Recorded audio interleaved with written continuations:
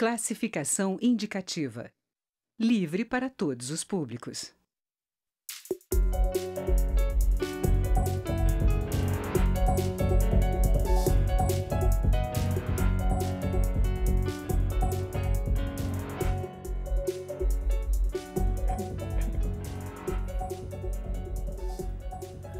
O vice-presidente da República, Hamilton Mourão, assinou o decreto que permite que servidores comissionados e dirigentes de fundações, autarquias e empresas públicas imponham sigilo ultra-secreto a dados públicos. O texto altera as regras de aplicação da Lei de Acesso à Informação. Antes, essa classificação dos documentos só podia ser feita pelo presidente e vice-presidente da República, ministros de Estado, além dos comandantes das Forças Armadas e chefes de missões diplomáticas. Sobre a repercussão do decreto presidencial, eu converso com o deputado General Peternelli, do PSL de São Paulo, e também com o deputado Luiz Flávio Gomes, do PSB de São Paulo. Muito obrigada pela presença dos dois aqui. Eu começo então com o deputado General Peternelli. Qual o objetivo dessa mudança de classificação? O importante nessa mudança não seria somente abordar a mudança. É importante abordar que ela preserva todos os aspectos da Lei 12.527 de 2011, que é a Lei de Acesso à Informação. É o direito do cidadão ter acesso àquele conhecimento que ele julga oportuno da sua própria vontade. Então, dentro desse foco, o general Mourão não modificou nenhum aspecto da lei. O decreto que ocorreu a modificação de um decreto que regulamentava a lei, ele alterou em uma boa parcela os aspectos de denominação. Os ministérios mudaram, ocorreu uma necessidade de alterar esses ministérios.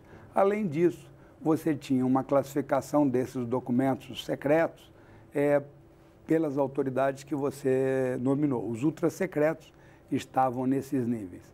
Mas muitas vezes ocorria uma necessidade de que outros níveis também fizessem uma classificação sem precisar chegar a um nível maior. E dessa forma, então, o novo decreto, ele permite delegar, quer dizer, não é que qualquer um pode classificar, depende da autoridade que você citou, ter a vontade de delegar aquela atividade para um assessor, uma atividade. E foi isso que foi executado. Muitas vezes, você tem, por exemplo, uma unidade numa área de fronteira que faz determinado planejamento e aquele planejamento tem uma classificação. Aquele planejamento, muitas vezes, perdura no tempo, né?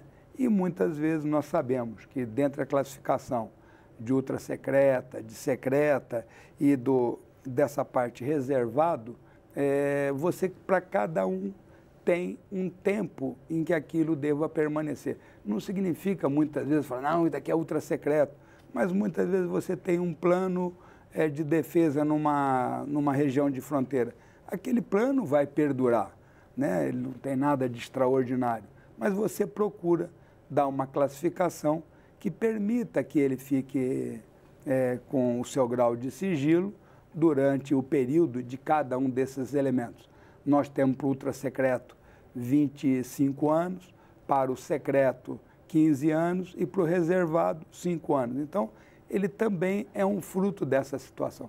Imagina que um batalhão na fronteira, né, precisasse mandar aquele plano para o comando militar de área, para o comando militar de área mandar aquele plano circulando para vir para o comandante do Exército, para ele realizar uma classificação. Então, eu vejo com naturalidade que o comandante do Exército pode determinar para o comandante militar da Amazônia, né, realizar uma classificação em determinados planejamentos, sem que isso cause nenhum problema. Muitas vezes você pode ter uma embarcação, um navio que esteja operando e precisa mandar uma mensagem e queira fazer uma classificação daquela mensagem.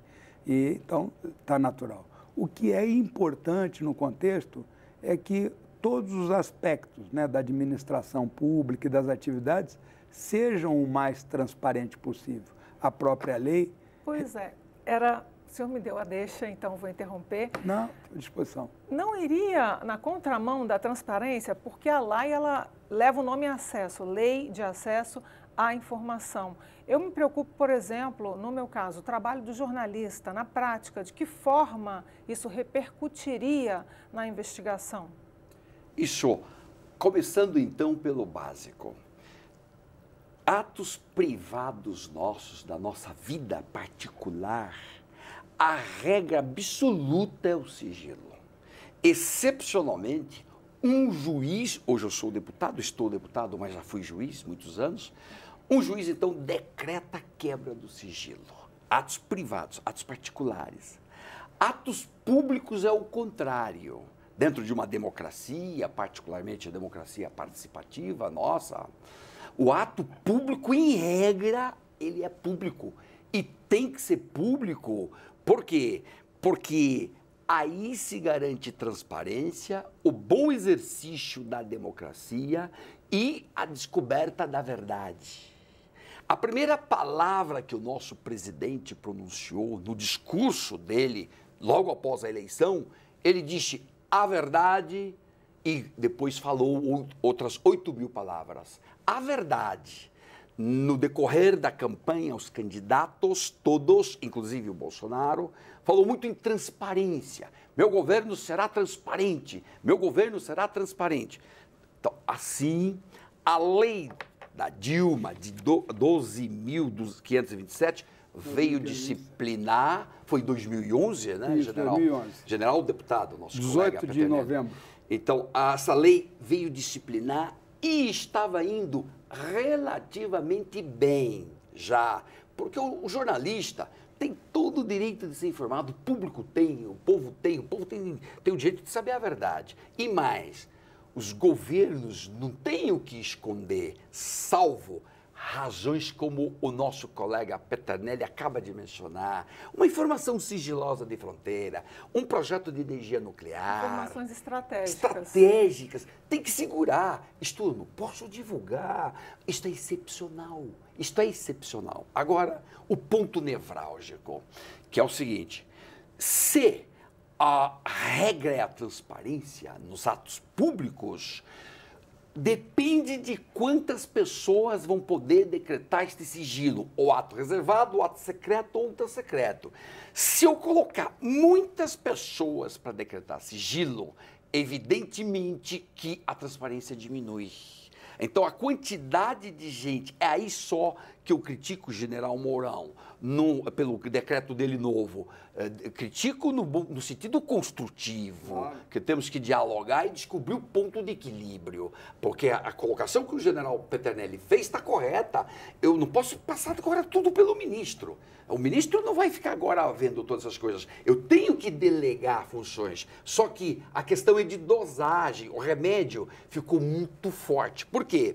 De 20 autoridades, mais ou menos, que podiam decretar o sigilo, o segredo, agora foi para 1.288. 1.288. Aí agora complicou. A questão agora é numérica. 20, digamos, passa para 30, 50, 100. Seria razoável. A questão é de razoabilidade. Descobrir o que é melhor para o país, melhor para a verdade. A ministra Carmen Lúcia, num voto magnífico dela na DPF 153, ela disse: o direito à verdade tem que preponderar sobre os outros direitos, salvo em casos excepcionalíssimos, porque todos queremos saber a verdade. Tem um voto brilhante da ministra Carmen Lúcia nesse sentido, que é para buscar razoabilidade. O que é o razoável? O que pode? Eu até quero agora, se tiver oportunidade, vou falar com o ministro, com o vice-presidente Mourão, para buscar o equilíbrio, busca o ponto de equilíbrio. E tudo bem. Não, mas qual a resposta? Tem um porque detalhe que... só deixa eu fazer uma intervenção, mas para exatamente nessa linha, porque a imprensa teria dito que variaria passaria de 20 para 200 e o deputado Não, mencionou 1.200. Cuidado, o deputado Aline. Luiz Flávio Gomes. 200 é só os que podem decretar o ultra secreto. Por isso que eu queria a No resposta. total da 1.200. Dirimir essa dúvida. Na realidade, Aline, deputado, não mudou nada até agora, porque lá somente permitiu a função de delegar. Eu, por exemplo, você comentou do governo do Dilma, eu fui o secretário executivo do Gabinete de Segurança Institucional e participei. Existe a comissão permanente de avaliação, existe a comissão mista de reavaliação. Todo pedido que é realizado, essa comissão mista analisa. Então, aqui é bom, como na parte jurídica fica muito mais fácil, ele está permitindo que possa ser delegado. Então, no momento atual, não mudou nada, continuam os mesmos. Não ocorreu nenhum ato de delegação. Na comissão mista, por exemplo, conforme previsto, era somente essas pessoas. Mas muitas vezes o ministro não tinha, olha, tu começa a ir fazendo a avaliação, então o secretário executivo ia lá para poder trabalhar, fazer, e depois o ministro fazia um despacho e executava. Então, no momento atual, não precisa nem falar com o Mourão. Ele somente abriu uma possibilidade de uma coisa que, na prática, muitas vezes, já ocorria, né? Porque você não tem como mandar, você faz os atos administrativos, quanto mais público. Eu até sou muito fã do site aqui da Câmara, porque é todo transparente, a atuação do deputado é transparente, o emprego da verba é transparente. Quanto mais transparente, né, fossem essas atividades, melhor. Agora, ele colocou uma possibilidade exatamente por esses aspectos que eu comentei. Muitas vezes, uma declaração ou uma informação de um embaixador do que está ocorrendo em determinado país pode não ser interessante para as relações diplomáticas do país, que isso seja divulgado sem fazer juízo de valor sobre aquele contexto. Pode ser que determinadas negociações na Organização Mundial do Comércio, que você esteja trabalhando, não seja interessante uma divulgação. Pode ser que um conhecimento científico não seja adequada à divulgação. É isso. A própria lei, ela já regula, quando citou o aspecto individual e pessoal, mesmo que a pessoa pergunte, isso não ocorre, exceto se ocorrer uma decisão judicial ou a própria pessoa liberar. A pessoa muitas vezes pode fazer uma pergunta na lei de acesso que diz respeito a você. Então a Câmara vai liberar? Não. Se é uma informação pessoal, aquilo não é liberado. Aquilo lá, mas a pessoa é consultada. Olha, querem saber tal fator. Libera a informação, não libera? Então, as garantias individuais, elas estão todas, né, disponibilizadas. Mas tem situações em que quando você fala muitas vezes de determinada condicionante, a Polícia Federal muitas vezes pode indenizar uma informação, né? Não, tem que ser tudo transparente. Não. Quem foi que deu a informação? Vamos divulgar. Está morto no dia seguinte. Então, repara que nós temos que dar... Concordo plenamente com a Carmen Lúcia, tanto que é uma preocupação muito grande das Forças Armadas de ser o mais transparente. Quando eu cheguei aqui na Câmara dos Deputados, uma coisa que eu sempre cobro, né, é a transparência ao máximo e que seja realizado as atividades como um todo, né? E vejo que muitas vezes, até determinadas reuniões, no meu ponto de vista, pode ser todas gravadas, não vejo problema nenhum desses, mas vejo que determinadas ações das Polícia Federal vai executar uma operação. Se não der o grau de sigilo adequado para ela, não tem finalidade. Eu estou bem na horinha do comercial, eu volto do comercial com o senhor, deputado Luiz Flávio Gomes, respondendo, ok? Ok. Então, o Câmara Debate para rapidinho, mas volta já já, não saia daí.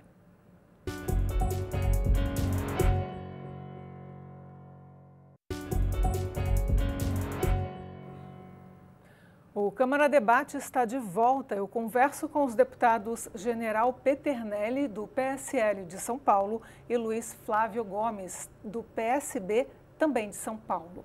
Eu volto então com o deputado Luiz Flávio Gomes. O senhor queria repercutir a fala do general? Só umas observações. Primeira, por que eu apresentei um projeto de decreto legislativo para revogar o decreto do vice Mourão? Porque nós queremos buscar o ponto de equilíbrio e o consenso. Os exemplos que o general Peternelli, deputado e colega, acaba de citar, são todos exemplos razoáveis. A polícia não tem que ficar dando publicidade aos seus atos, etc. Está tudo razoável. Mas eu acho que o general Peternelli deveria ter redigido o decreto, porque ele está dentro da razoabilidade. O que ficou escrito é que passou da razoabilidade. 1.288 pessoas, você imagina, vou te dar um número. Entre junho de 2017 e maio de 2018, um ano, 73 mil pedidos foram indeferidos. 73 mil. E eram só 20 pessoas. Qual o período de tempo? De junho de 2017 a maio de 2018. Portanto, antes da modificação. Antes da modificação. Aí já 73 mil pedidos foram indeferidos. Você imagine agora, com 1.288 pessoas decretando o ato reservado, o ato secreto, o ato secreto. Então vai explodir isso daqui e muita informação preciosa e útil para a sociedade, que descobre a verdade, não vai mais sair. Não que todas não vão sair, não é verdade, alguma coisa vai sair. Então isso é preocupante. E o mais, por exemplo, o general Heleno acaba de autorizar, de já dar os poderes delegados para a ABIN. Perfeito, eu acho correto.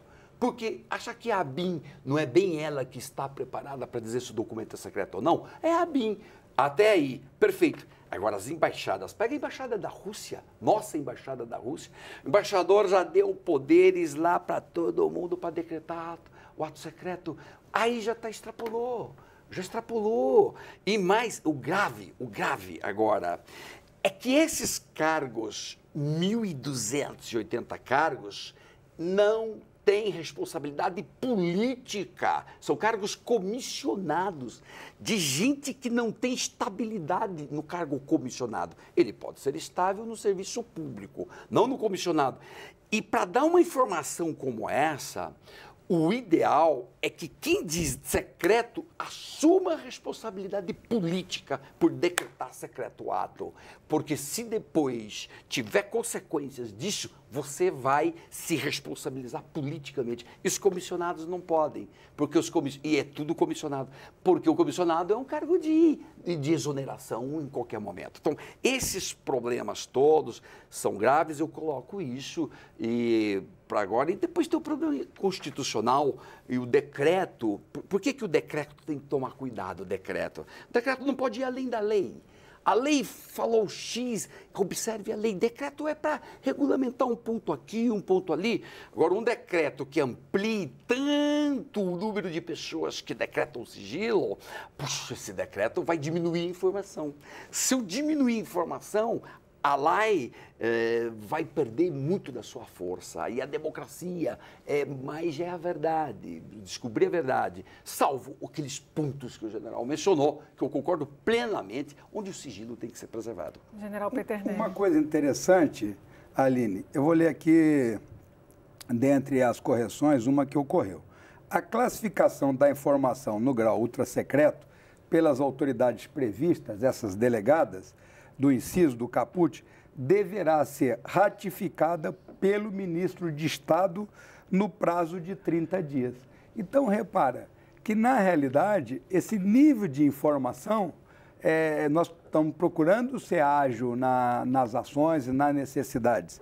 Mas para título de transparência, qual a diferença entre secreto e ultrasecreto? É o prazo que aquela informação vai ficar restrita, pública. Vai se tornar pública. Secreto então, 15 anos, ultrasecreto 25 anos. Mas é o seguinte, isso não necessariamente. Existe uma comissão mista na própria presidência, o GSI, a Casa Civil, que é a comissão mista de reavaliação da informação.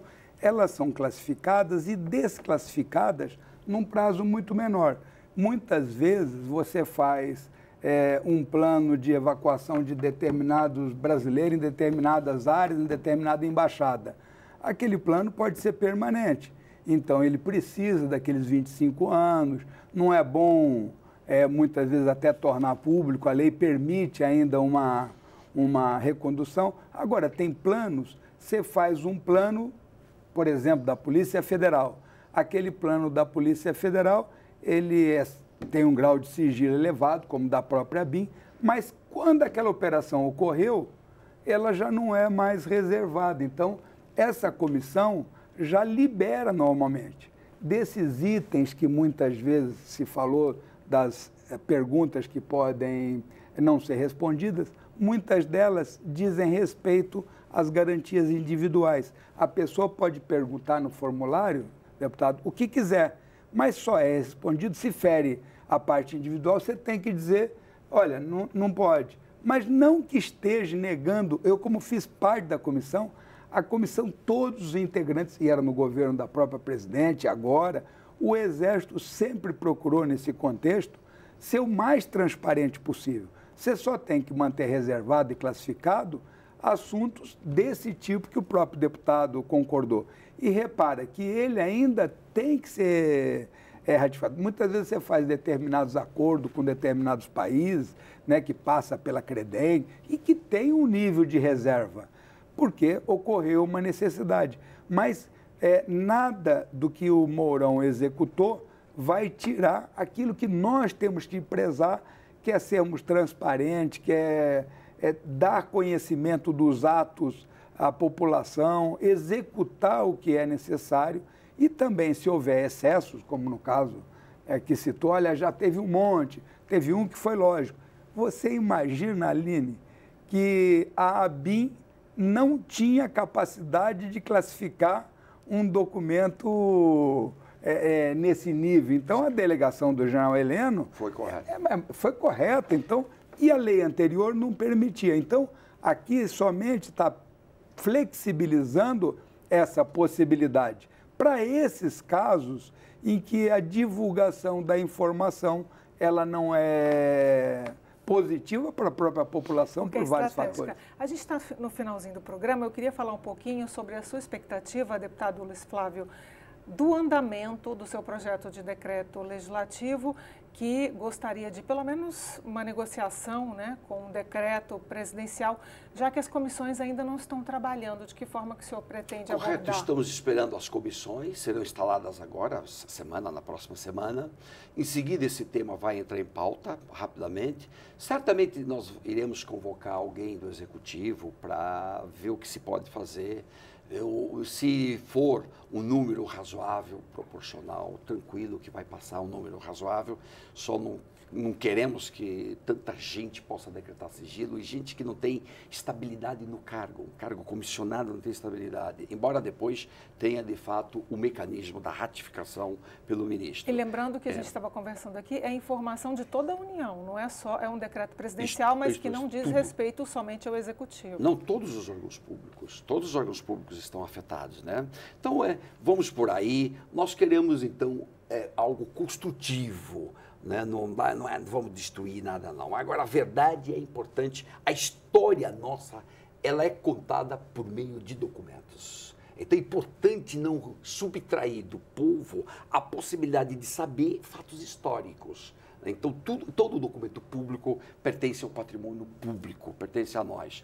E alguns casos excepcionais tem que ficar reservado mesmo. Não tem, então, este é o caminho, esta é a luta, até porque um decreto não pode ir muito além, não pode ir além do que está na lei. A lei tem um espírito de transparência.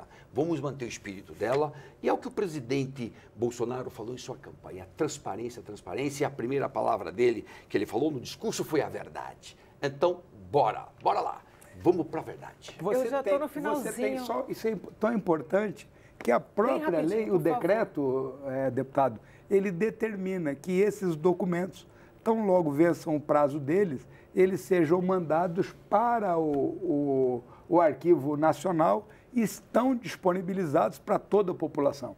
A Força Armada, ela, né, tem como ponto básico essa transparência e a honestidade nas atividades, preservando somente aqueles assuntos Isso, que como são- admitido que são necessários. Agora, Quero antes agradecer. antes Eu já tô só no para final, fechar, para deputado. dizer o seguinte, uma das nossas funções é verificar o executivo. Então, É. antes de entrar com o projeto, vamos acompanhar o executivo para verificar qual é a repercussão. Se ela não é adequada, aí entra com o projeto. Muito obrigada pela presença dos dois. O Câmara Debate termina aqui. Eu conversei com os deputados General Peternelli, do PSL de São Paulo, e Luiz Flávio Gomes, do PSB, também de São Paulo. Este é um programa da TV Câmara e da Rádio Câmara. Você pode rever esta e outras edições na nossa página na internet ou no YouTube. E também pode participar do debate sobre os temas aqui na Câmara. O site é edemocracia.câmara.leg.br. Participe das discussões. Eu sou a Aline Machado e este é um programa global, TV e Rádio Câmara. Muito obrigada pela sua audiência. Até mais.